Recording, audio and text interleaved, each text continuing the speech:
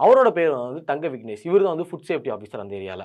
அவங்க வந்து என்ன பண்ணியிருக்காங்க அப்படின்னா, அதுக்கப்புறமா கேன்டீனுக்கும், மெஸ்ஸுக்கும் போயி என்ன நடந்துச்சு அப்படின்ற மாரி அதாவது இன்வெஸ்டிகேஷன் பண்ணியிருக்காங்க.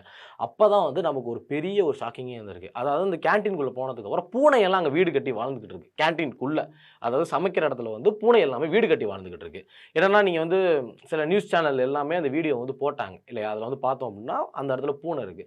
பூனை வந்து ஒரு இடத்துல இருக்கு, அங்கேயே தங்கி இருக்கு அப்படின்னா, ஒரு மெயின் ரீசன் என்னவா இருக்கும் அப்படின்னா, அங்க வந்து கண்டிப்பா எலி இருக்கும் அப்படின்றது உண்மை.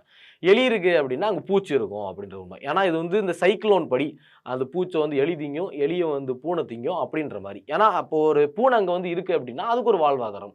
அங்க வந்து அதுக்கு புடிச்ச விஷயம் ஏதோ ஒண்ணு இருக்கு. ஏன் அங்க வந்து சாப்பாடு இருக்குமே அப்படின்னு கேட்காதீங்க. ஏன்னா, பூனை வந்து அதிகமா வந்து எலி தான் சாப்பிடும் இல்லையா? இதான் வந்து உண்மை.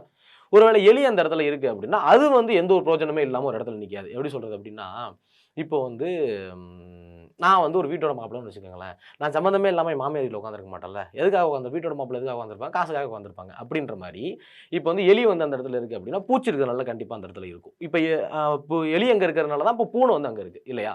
அந்த மாரி. அந்த இடத்துல பூனை இருந்தது வந்து ஒரு பெரிய நியூஸ் சேனல்லயே வந்து இத போட்டாங்க. இப்போ முடிஞ்சா நானுமே அத பின்னாடி போட்டு விடுறோம்.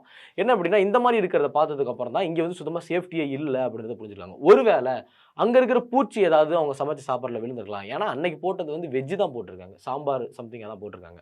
ஒரு வேள பூச்சி விழுந்திருக்கலாம். இல்ல பூனை வந்து ஏதாச்சும் அதுல வந்து அதோட ஸ்விட்ச வந்து போட்டுருக்கலாம். அதாவது எச்சியில வந்து அதுல போட்டுருக்கலாம். ஒருவேளை எலி ஏதாச்சும் வாய் வச்சிருக்கலாம். அப்படின்ற மாரி நெறைய சந்தேகங்கள் வந்தது. அதுக்கப்புறம் வந்து ஸ்டூடண்ட்ஸ் கிட்ட போய் கேட்டாங்க. இந்த மாரி இங்க வந்து ஃபுட் எல்லாம் எப்படி இருக்கு? அப்படின்னு கேட்டப்போ, அவங்க என்ன சொன்னாங்க அப்படின்னா, குடிக்கிற நீர் வந்து சுத்தமே இல்ல. சுத்தமே இல்ல அப்படின்னு சொல்லியிருக்காங்க.